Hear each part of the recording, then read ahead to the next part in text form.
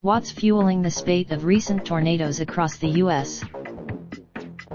A series of marked the 12th consecutive day of such severe storms in the United States, with an average of 27.5 tornadoes occurring each day over that time period.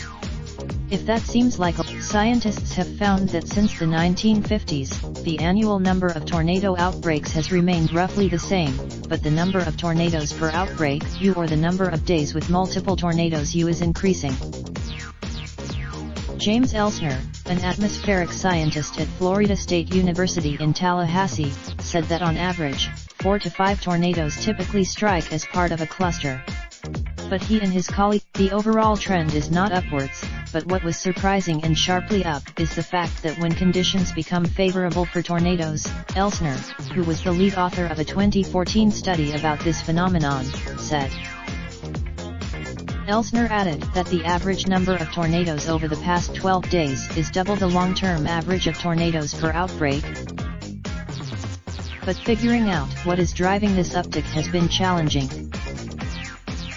We're not 100% sure what's causing that, said Victor Jenseny, a climatologist at Northern Illinois University in DeKalb, Illinois. There are theories that part of the problem is that there is a lot of variability from year to year. Last year was, this year is already shaping up to be more destructive. So far in another issue is that scientists need more data. The most detailed, this limited historical record also makes it difficult for researchers to know precisely what U, if any, U. There are two main ingredients that help tornadoes form: atmospheric instability, typically from a buildup of moisture and heat in the atmosphere, and wind shear, which refers to changing wind speed and direction with height that lifts air up and contributes to the storm's violent rotation. Climate change is causing ocean temperatures and global surface temperatures to increase, which in turn drives atmospheric instability when warm, moist air moves across the middle of the country, according to Kevin Trenberth, a senior scientist at the National Center for Atmospheric Research in Boulder, Colorado.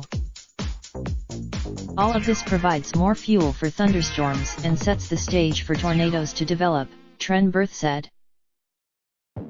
But while scientists also predict that wind shear may decrease as the Arctic warms, climate models show that atmospheric instability from climate change will probably contribute to more tornadoes overall. If you don't have a cold Arctic, it's hard to get a really strong wind shear across the Pacific Ocean, Jenseny said. Jenseny said it is difficult to know the impact that climate change is having on specific extreme weather events, or in particular regions of the country, but that general trends are consistent with models that incorporate the planet's changing climate. The analogy I like to use is with baseball's steroid era, Jenseny said. It's a very difficult. Sign up for the and follow NBC News Mock on N. Search for location/city.